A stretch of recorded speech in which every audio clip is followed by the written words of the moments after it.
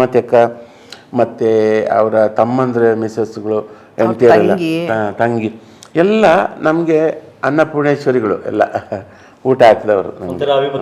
ಅವ್ರ ಅಮ್ಮ ಅಮ್ಮ ಎಂತ ತಾಯಿ ಗೊತ್ತಾ, ಅದು ಅಷ್ಟೇ. ಹೋದ್ರೆ ಟಿಫನ್ ಕಾಫಿ ಕೊಡದೆ ಕಳಿಸ್ತಿರ್ಲಿಲ್ಲ. ನೀವು ತಾಯಿ ಅಂದ ತಕ್ಷಣ ನೆನಪಾಯ್ತು, ಒಂದು ಸಂದರ್ಶನದಲ್ಲಿ ನಾನು ನೋಡಿದ್ದೆ, ಅವರು ಕಾಶಿನಾಥ್ ಅವ್ರ ತಾಯಿ ತೀರೋದಾಗ ಒಂದು ತಿಂಗಳು ರೂಮಿಂದ ಹೊರಗಡೆನೆ ಬರ್ತಿರ್ಲಿಲ್ವಂತೆ. ಅವ್ರ ಹೆಂಡತಿ ಹೇಳಿದ್ದು. ಕಾಶಿನಾಥ್ ಅವ್ರಿಗೆ ಎಷ್ಟು ವಯಸ್ಸು ಗೊತ್ತಿಲ್ಲ, ಅಂದಾಜು ನಮ್ಗೆ ಗೊತ್ತಾಗ್ಲಿಲ್ಲ. ಕಾಶಿನಾಥ್ ಅವ್ರ ತಾಯಿ ತೀರೋದಾಗ ಅವ್ರಿಗೆ ಒಂದು 45. ಯಾರಿಗೆ? ಕಾಶಿ ಅವರಿಗೆ. Okay okay. ಕಾಶಿ ತಾಯಿ ಅವರಿಗೆ. ಕಾಶಿನಾಥ್ ಅವ್ರು ಯಾಕೆ ಅಂತ ಹೇಳಿದ್ರೆ, ಸಣ್ಣ ಮಕ್ಕಳಾದ್ರೆ ತಾಯಿಗೆ ತುಂಬಾ ಕನೆಕ್ಟ್ ಇರುತ್ತೆ, ಬಿಟ್ಟಿರಕ್ಕೆ. ಇವರೇ ಮೆಚೂರ್ಡ್, 45 ವರ್ಷ. ಸರ್, ತಾಯಿ ವಿಚಾರದಲ್ಲಿ ವಯಸ್ಸು ವ್ಯತ್ಯಾಸ ಇಲ್ಲ ಸರ್. ಅದು 10 ವರ್ಷದ ಇರ್ಬೋದು, 60 ವರ್ಷದ ಇರ್ಬೋದು.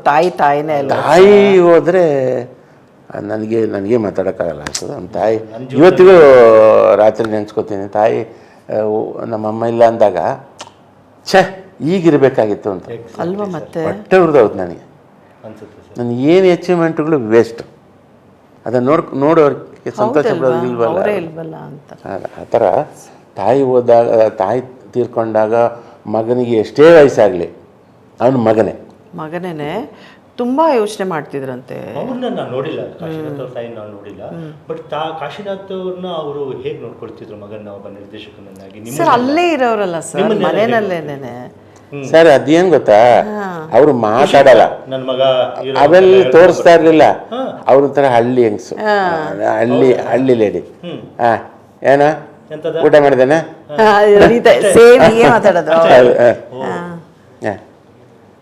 ಕೇಸರಿ ಹೊತ್ತು ಮಾಡಿದಾರೆ, ತಿನ್ ಹೋಗಿ. ಅವ್ರ ಅಪ್ಪನೂ ಅಷ್ಟೇ, ಅವ್ರ ಅಮ್ಮನೂ ಅಷ್ಟೇ. ಅವ್ರ ಅಪ್ಪ ಅವರು ಅಷ್ಟೇ. ಒಂದು ಕಾಫಿ ಕುಡ್ದೇನೆ ಕುಡ್ಕೊಂಡು ಹೋಗಿ ಆ ಥರ ಮಾತಾಡ್ತಾರೆ. ಮನೆಯವ್ರ ಥರನೇ. ತುಂಬಾ ಅದರಲ್ಲಿ ಔಪಚಾರಿಕತೆ ಇಲ್ಲ. ಇಲ್ಲ ನೋವೇ.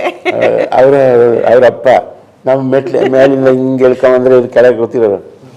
ಹಾ, ಏನಂತಾನೆ ನಿಮ್ಮ ಡೈರೆಕ್ಟ್ರು ಆ ಥರ. ಅವರು ಒಂಥರ ಜಾಲಿ. ಎಲ್ಲರಲ್ಲಿ ಯಾರು ಸೀರಿಯಸ್ನೆಸ್ ಇಲ್ಲ. ಅವ್ರವ್ರ ಕೆಲಸ ಅವ್ರವ್ರು ಮಾಡ್ಕೊಂಡು ಹೋಗ್ತಿರೋರು. ಕಾಶಿನಾಥ್ ಸರ್ ಮೇಲ್ಗಡೆ ಒಂದು ರೂಮ್ ಇತ್ತಲ್ಲ, ಹಾಲ್ನಲ್ಲಿ ಆರ್ಟಿಸ್ಟ್ನ ಇಂಟರ್ವ್ಯೂ ಮಾಡೋದು ಅದು ಇದು ಅಂತ ಅವ್ರು ಎಲ್ಲಿ ಇಟ್ಕೊಂಡಿದ್ರು ಆಫೀಸ್. ಈಗಿನ ನಿರ್ದೇಶಕರು ನೋಡಿದಾಗ ನಮಗೆ, ನಾವು ಸಿನಿಮಾಗಳಲ್ಲಿ ಕಾಶಿನಾಥ್ ಅವ್ರು ನೋಡಿದ್ದಲ್ವಾ, ತುಂಬ ಸಿಂಪಲ್ ಆಗಿ ಎಲ್ಲ ಕ್ಯಾರೆಕ್ಟರ್ಗಳು ಸಿಂಪಲ್ ನಾಯಕ ಪಾತ್ರಗಳಲ್ಲಿ.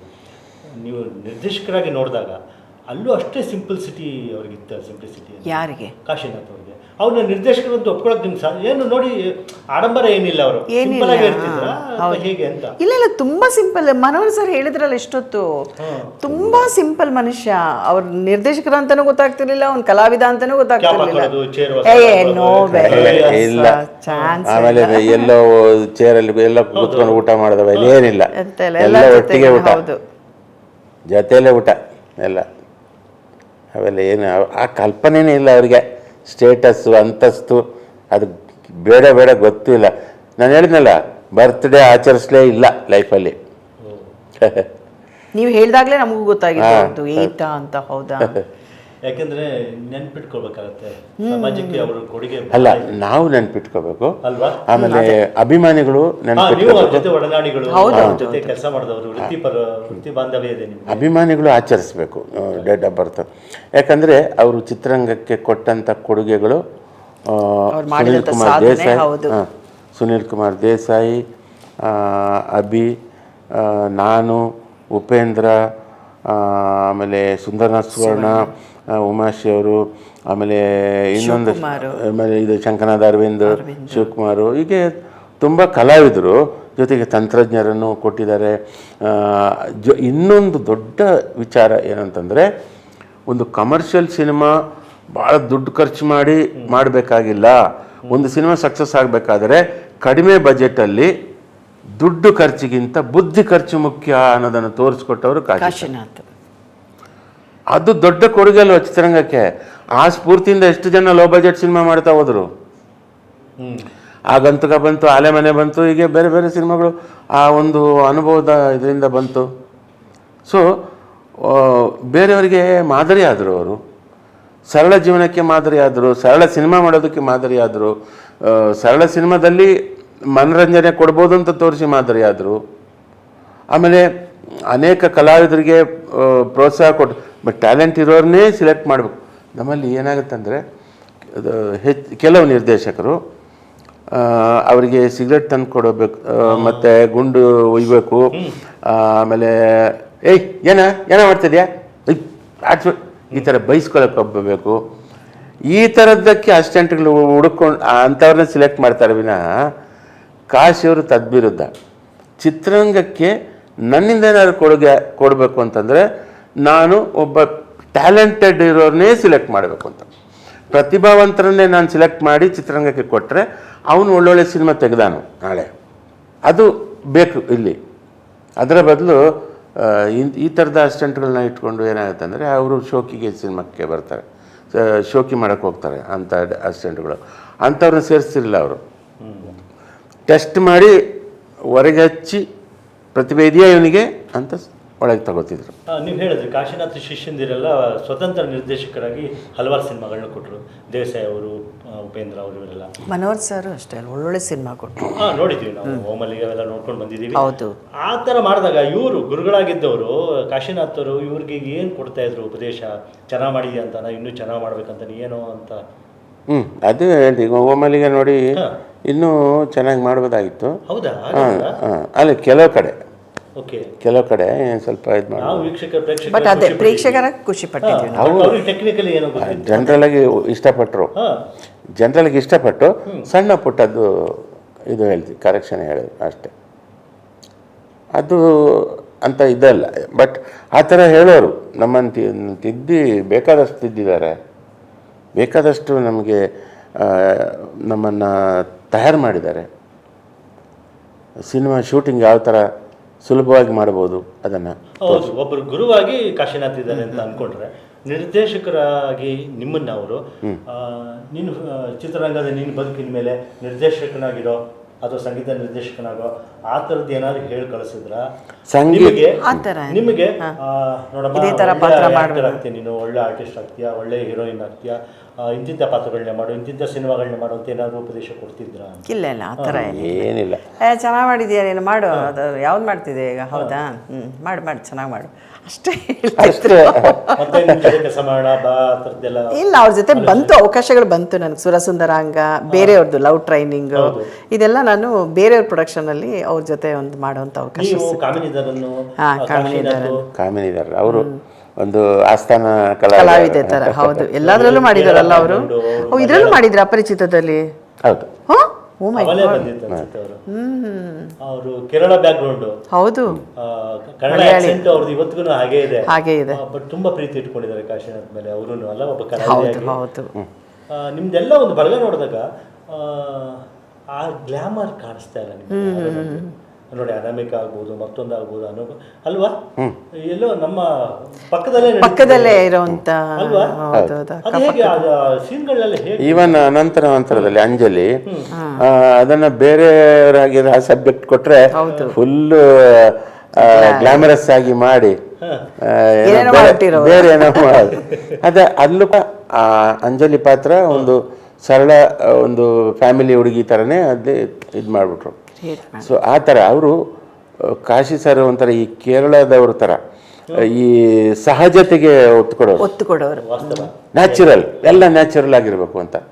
ನಾವು ಇತ್ತೀಚೆಗೆ ಮಮ್ಮೂಟಿ, ಮೋಹನ್ಲಾಲ್ ಮತ್ತು ಬೇರೆ ಬೇರೆ ಸಿನಿಮಾಗಳು ನೋಡ್ತಿರ್ತೀವಿ, ಎಷ್ಟು ನ್ಯಾಚುರಲ್ ಆಗಿ ತಮಿಳ್ ಸಿನಿಮಾ, ಮಲಯಾಳಿ ಸಿನಿಮಾ ಬರುತ್ತೆ.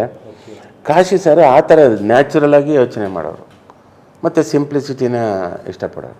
ಹಾಗೆ ಕಾಶಿನಾಥ್ ಅವ್ರ ಸಿನಿಮಾಗಳಲ್ಲಿ ನೀವು ಸ್ವಲ್ಪ ನೆನ್ಪಿಟ್ಕೊಳ್ಳುವಂಥ ಸಿನಿಮಾಗಳು, ಮೇಜರ್ ಸಿನಿಮಾಗಳು ಯಾವುದು? ನನಗೆ ಅನಂತರ ಮತ್ತು ಇದು ಅನುಭವ, ಅದೆರಡು ನೆನಪಲ್ಲಿ ಇಟ್ಕೊಳ್ಳುವಂಥದ್ದು. ನಿಮಗೆ ಮೇಡಮ್? ಅಫ್ಕೋರ್ಸ್ ಅನುಭವ. ಅಪರಿಚಿತ ಇಷ್ಟ ನನಗೆ. ಅಪರಿಚಿತ, ಸಾರಿ ಅದು ಹೇಳ್ಬೇಕಾಯ್ತು ನಾನು. ಅದು ನಂಬರ್ 1. ಹೌದು, ನಂಬರ್ 1. ನಂಬರ್ 2 ಅನುಭವ, ನಂಬರ್ 3 ಅನಂತರ. ಅಪರಿಚಿತ ವ್ಯಕ್ತಿ ಚೌಕದ ಒಳಗಡೆ ಬಂದು ಐ ಲವ್ ಯು ಪಾಪ ಹಾಡು ಅಯ್ಯೋ ಮೂಲಕ ಅದನ್ನೂ ಎಲ್ಲರೂ ಅವ್ರು ಬದುಕಿದ್ರು ಅವಾಗ. ಆ ಸಾಂಗ್ ನೋಡುವಾಗೆಲ್ಲ ನನ್ನ ಮಗನ ಕೂರಿಸ್ಕೊಂಡು ನೋಡ್ತಾ ಇದ್ನಲ್ಲ, ಆ ಸಾಂಗ್ ನೋಡುವಾಗೆಲ್ಲ ಅವ್ರನ್ನ ನೋಡಿ ಯಾಕೆ ಅಂತ ಗೊತ್ತಿಲ್ಲ ದಳ ದಳ ದಳ ದಳ ನೀರು ಬರೋದು, ಯಾಕೆ ಅಂತ ಗೊತ್ತಿಲ್ಲ. ಅಪ್ಪ ಕಾಣಿಸಿದ್ರು ನಮ್ಗೆಲ್ಲ ಅವರು. ಅಪ್ಪ ಕಾಣಿಸಿದ್ರು, ಹೌದು. ಹೇಗೆ ಅವರು ಅದನ್ನ ಆವಾಹನೆ ಮಾಡ್ಕೊಂಡ್ಬಿಟ್ಟಿದ್ರ ಅಂತ ಆ ಪಾತ್ರನ. ಏನೋ ಆ ಪಾತ್ರಕ್ಕೆ ಬಹಳ ಸೂಕ್ತ ವ್ಯಕ್ತಿ ಅಪ್ಪ. ಅದಕ್ಕೆ ಅದು ಹೇಗೆ ಅವ್ರನ್ನ ತಗೋಬೇಕು ಅಂತ ಡೈರೆಕ್ಟರ್ಗೆ ಅನ್ನಿಸ್ತೋ ಅವೆಲ್ಲ ಇವತ್ತು ನಮ್ಮ ಪುಣ್ಯ ಅಂತ ಹೇಳ್ಬೋದು. ಯಾಕಂದ್ರೆ ನಮ್ಮ ಗುರುಗಳು ಆ ಚೌಕ ಚಿತ್ರದಲ್ಲಿ ಅವ್ರ ಕೊನೆಯ ಚಿತ್ರ ಅದು. ಅದ ನಂತರ ಒಂದು ಬಂತು ಸನ್ಯಾಸಿ ಅಂತ, ಅಲ್ಲ ಏನದು ಪುಟ್ಟಸ್ವಾಮಿನ ಏನೋ ಅಲ್ಲ ಏನೋ ಒಂದು ಪುಕ್ಸಟ್ಟೆ ಸನ್ಯಾಸಿ ಅಂತ ಯಾವುದೋ ಒಂದು ಬಂತು. ಬಟ್ ಈ ಚೌಕ ಇದೆಯಲ್ಲ ಅದು ಆ ಚೌಕಟ್ಟಲ್ಲಿ ಒಂದು ಫ್ರೇಮ್ ಹಾಕುವಂಥ ಪಾತ್ರ ಅದು.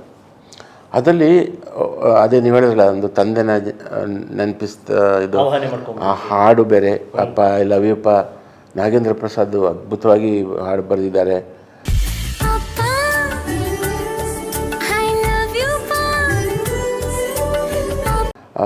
ಅದಕ್ಕೆ ಟ್ಯೂನು ಅರ್ಜುನ್ ಜನ್ಯ ಕೂಡ ಒಳ್ಳೆ ಟ್ಯೂನು, ಅದು ಎಲ್ಲ ಬ್ಲೆಂಡಾಗಿ ಬಂತು. ಅದಕ್ಕೆ ಕಾಶಿಯವರ ಅಭಿನಯ ಕೂಡ ಮೊನ್ನೆ ನೋಡಿ ಮಾನ್ವಿತಾ ಅದರಲ್ಲಿ ಮಗಳು ಮೊನ್ನೆ ಮದುವೆ ಆಯಿತು ಅವರಿಗೆ. ಸೊ ಈ ಒಂದು ತಂದೆ ಮಗಳ ಸಂಬಂಧದಲ್ಲಿ ಅದು ಕಾಶಿಯವರು ತುಂಬ ಚೆನ್ನಾಗಿ ಆ್ಯಕ್ಟ್ ಮಾಡಿದರು, ಗಂಭೀರವಾಗಿ ಮಾಡಿದರು. ಕಾಮಿಡಿ ಅಲ್ಲ ನೋಡಿ, ಗಂಭೀರವಾಗಿ ನಾನು ಚೆನ್ನಾಗಿ ಆ್ಯಕ್ಟ್ ಮಾಡಬಲ್ಲೆ ಅಂತ ತೋರಿಸ್ಕೊಟ್ರು. ಹಿಂದೆಲ್ಲ ಮಾಡಿದ ಕಾಮಿಡಿ ಇದೆ, ಬಟ್ ಕಾಮಿಡಿಯಲ್ಲೂ ಕೂಡ ಅವರು ಸಂದೇಶ ಇರುವಂಥದ್ದನ್ನೇ ಆದಷ್ಟು ಮೆಸೇಜ್ ಇರುವಂಥದ್ದನ್ನೇ ಮಾಡಿದ್ರು. ಹೌದು. ಭಾಳ ನಾನು ಕೊನೆದಾಗಿ ಅವ್ರನ್ನ ನೋಡಿದ್ದು ವೀಕೆಂಡ್ ವಿತ್ ರಮೇಶ್ ಅಲ್ಲಿ ನಮ್ಮನ್ನೆಲ್ಲ ಕರೆಸಿದ್ರಲ್ಲ ಆ ಟೈಮ್ನಲ್ಲಿ. ಅವಾಗಂತೂ ನೋಡಿ ಹತ್ಬಿಟ್ಟೆ, ಯಾಕೆ ಸರ್ ಹಿಂಗಾಗ್ಬಿಟ್ಟಿದ್ದೀರಾ?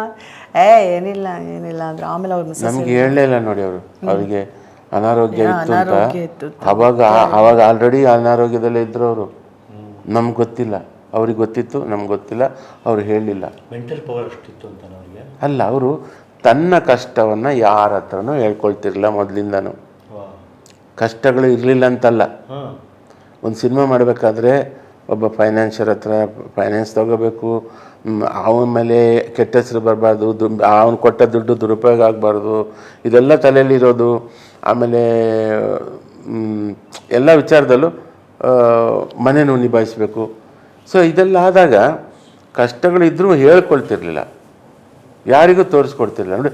ಅಂಥ ದೊಡ್ಡ ಕಾಯಿಲೆ ಬಂದಾಗಲೂ ಅವರು ಹೇಳಲಿಲ್ಲ. ಒಟ್ಟು 66 ವರ್ಷಗಳು ತುಂಬ ಮೋಸ. 66 ವರ್ಷಗಳ ಅವರ ಜೀವನದ ಅವಧಿನಲ್ಲಿ ಅವರು ಒಬ್ಬ ನಿರ್ದೇಶಕನಾಗಿ, ನಟನಾಗಿ, ಒಬ್ಬ ಮಾನವತಾವಾದಿಯಾಗಿ ನೀವೆಲ್ಲ ಹೇಳೋದು ಜನಕ್ಕೆ ಗೊತ್ತಿಲ್ಲ. ಡಬಲ್ ಮೀನಿಂಗು, ಕಾಮಿಡಿ, ಸಿಂಪಲ್ ಸಿನಿಮಾಗಳು ಅಂತ ಅನ್ಕೊಂಡ್ಬಿಟ್ಟಿದ್ರು ಏನು. ಆಮೇಲೆ ಉಪೇಂದ್ರ ಮತ್ತು ನೀವು ಹೇಳಿದಾಗೆ ಸುನಿಲ್ ಕುಮಾರ್ ದೇಸಾಯಿ ಅವರೆಲ್ಲ ಸಿನಿಮಾ ಮಾಡಿದಾಗ ಇವ್ರು ಶಿಷ್ಯಂದಿರಾ ಅನ್ನೋ ಮಟ್ಟಿಗೆ ಅಲ್ವಾ, ಇವ್ರು ಶಿಷ್ಯಂದಿರಾ ಅನ್ನೋ ಮಟ್ಟಿಗೆ. ಅದೇ ಮನೋಹರ್ ಸರ್ ಹೇಳ್ದಂಗೆ ಟ್ಯಾಲೆಂಟ್ ಇರೋರನ್ನ ಕರೆಸೋರು ಅವರು ನೋಡಿ. ಅಂಥವ್ರನ್ನ ಇದು ಮಾಡಿ ಬಿಟ್ಟರು. ಅವರು ಇವ್ರ ಥರನೇ ಡಿಫ್ರೆಂಟ್ ವಿಭಿನ್ನವಾದ ಚಿತ್ರಗಳನ್ನೇ ಕೊಟ್ಟರು ಜನಗಳಿಗೆ. ಎಲ್ಲರೂ ಇಷ್ಟಪಟ್ಟರು. ಆವಾಗಲೇ ಗೊತ್ತಾಗಿದೆ, ಕಾಶಿನಾಥ್ ಅವ್ರ ಶಿಷ್ಯಂದಿರ ಅವರೆಲ್ಲ. ಮನೋಹರ್ ಸರ್ ಇರ್ಬೋದು, ಉಪೇಂದ್ರ ಇರ್ಬೋದು, ಆಮೇಲೆ ದೇಸಾಯಿ ಅವ್ರು ಇರ್ಬೋದು, ಎಲ್ಲರೂ ಅಲ್ವಾ. ಆಮೇಲೆ ಸ್ವಾಭಿಮಾನಿ ಅವ ಚಿತ್ರರಂಗ ಇತ್ತೀಚಿನವರೆಗೂ ಗಾಂಧಿನಗರನೇ ಸೆಂಟ್ರು, ರಾಜಧಾನಿ. ಸಿನಿಮಾ ಕನ್ನಡ ಸಿನಿಮಾಕ್ಕೆ ಗಾಂಧಿನಗರನೇ ರಾಜಧಾನಿ. ಕಾಶಿಯವರು ಜಯನಗರನೇ ರಾಜಧಾನಿ. ಅವ್ರ ಮನೆಯೇ ನೋಡಿ, ಅಲ್ಲೆಲ್ಲ ಸುತ್ತಾಡೇ ಇಲ್ಲ, ಹೋಗೇ ಇಲ್ಲ ಅವರು, ಗಾಂಧಿನಗರಕ್ಕೆ ಹೋಗೇ ಇಲ್ಲ ಅವರು. ಅಂತ ಮನುಷ್ಯ ಅಪ್ಪ ದೇವ್ರೆ, ನಿಜವಾಗ್ಲೂ ವಿಭಿನ್ನವಾದ ವ್ಯಕ್ತಿತ್ವ ಅವ್ರದ್ದು. ಅವ್ರ ಶಕ್ತಿ ಅವ್ರಿಗೆ ಗೊತ್ತಿತ್ತು, ಅವ್ರಿಗೆ ಸ್ವಲ್ಪ ಸಂಕೋಚ. ಅವ್ರ ಹತ್ರ ಹೋಗಿ ಕೈ ಮುಕ್ಕೊಂಡು ಅವ್ರು ಯಾಕೆ ಇರಬೇಕು, ಅವ್ರ ಮಾಡಲೇ ಇಲ್ಲ ಅಲ್ವಾ ಮನೋಹರ್ ಸರ್ ಅದನ್ನ, ಹೋಗೇ ಇಲ್ಲ. ಮೈ ಗಾಡ್, ಗ್ರೇಟ್ ಗ್ರೇಟ್ ನಮ್ಮ ಕಾಶಿನಾಥ್ ಅಲ್ವಾ. BSc ಏನೋ ಓದಿರ್ತಾರೆ, ಡಿಗ್ರಿ ಮಾಡಿರ್ತಾರೆ, ಸೈನ್ಸ್ ವಿದ್ಯಾರ್ಥಿ. ಹೌದು, ಬಹುಶಃ ಸೈಂಟಿಫಿಕ್ ಆಗಿ ಎಲ್ಲವನ್ನು ನೋಡ್ತಾ ಬಂದ್ರ ಅಂತ. ಹೌದು, ಅವರು ಸೈಂಟಿಸ್ಟ್ ಆಗಬೇಕು ಅಂತಲೂ ಇತ್ತು ಅವರಿಗೆ. ವೈಜ್ಞಾನಿಕವಾಗಿ ಏನಾದರೂ ಇದು ಮಾಡಬೇಕು, ಕಂಡುಹಿಡಿಬೇಕು ಅಂತ ಅದು ಇತ್ತು. ಬಟ್ ಆಕಸ್ಮಿಕವಾಗಿ ಸಿನಿಮಾದ ಬಗ್ಗೆ ಸ್ವಲ್ಪ ಆಸಕ್ತಿ ಬಂದು ಮತ್ತೆ ಫುಲ್ ಟೈಮು ಇದಾಗ್ತದೆ. ಆ ಸಿನಿಮಾನೇ ವೈಜ್ಞಾನಿಕವಾಗಿ ತೆಗೆಯಕ್ಕೆ ಶುರು ಮಾಡಿದ್ರು. ಹೇಳ್ತಾ ಇರ್ತಾರಲ್ಲ, ಒಂದು ಫ್ರೇಮಿಗೆ ಬರಬೇಕು, ಡೈಲಾಗ್ ಒಂದು ಲೆಂತ್ ಇಷ್ಟೇ ಸೆಕೆಂಡ್ಸ್ ಅಲ್ಲಿ ಬರಬೇಕು ಅನ್ನೋದೆಲ್ಲ ಹೇಳ್ತಿದ್ರಂತೆ. ಅವ್ರ ಮಗನ್ನೂ ಮಾಡಿಸ್ಬೇಕು ಅಂತ ತುಂಬ ಇಷ್ಟ ಆಯ್ತು ಅವ್ರಿಗೆ, ಅಭಿಮನ್ಯುನ ಮಾಡಿಸಿದ್ರು. ಒಂದು ಸಿನಿಮಾ ಮಾಡಿದ್ರು ಅವರು, ಚುವಲ ಕ್ಲಾಕ್, ಒಂದು 12 AM ಅಂತ ಒಂದು ಮಾಡಿದ್ರು. ಇನ್ನೊಂದು ಬಾಜಿ ಅಂತ ಒಂದು. ಬಾಜಿ ಅವರೇನಾ? ಹಾಂ, ಬಾಜಿ ಶಿಡ್ಲಘಟ್ಟ ಶ್ರೀನಿವಾಸ ಡೈರೆಕ್ಷನ್ನು. ಬಟ್ ಅಭಿ ಅದರಲ್ಲಿ Abhi hero, Kashinath sir, Kashi sir direction. ಇದು 12 AM ಕೂಡ ಕಾಶಿ ಅವರು ಡೈರೆಕ್ಷನ್ ಅಲ್ಲ, ಇಲ್ವಾ? ಅಲ್ಲಿ ಇನ್ನೊಬ್ರು ಹೊಸ್ದಾಗಿ ಬಂದವರಿದ್ರು, ಅವರು ಡೈರೆಕ್ಷನ್ ಮಾಡಿದ್ರು. ಹಾಗೆ ಸೊ ಹೀಗೆ ನಮ್ಮ ಕಲಾವಿದ ಮತ್ತೆ ನಿರ್ದೇಶಕ, ಸಂಗೀತ ನಿರ್ದೇಶಕ, ಕಲಾವಿದ, ಇದ್ರ ಹೊರತಾಗಿ ಅವರು ನಿಮ್ಮ ಜೊತೆ ಹೇಗಿದ್ರು ಅನ್ನೋದು,